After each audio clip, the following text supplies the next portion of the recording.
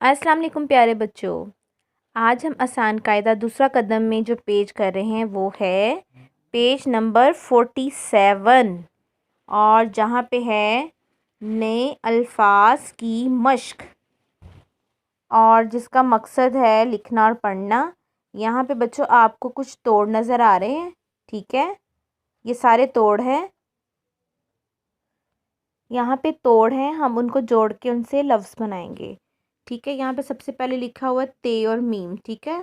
त पेश म तुम लिखा हुआ है, सब सब। और यहाँ पे ट्रेसिंग आपने करनी है, यहाँ पे तुम लिखना है, यहाँ पे सब लिखना है, यहाँ पे डॉटेड वर्ड है उनके ऊपर आपने पेंसिल से अच्छा सा नीट करके लिखना है। क आ का र कार, और यहाँ भी हम लिखेंगे कार। प न पन सिल पेंसिल पेंसिल।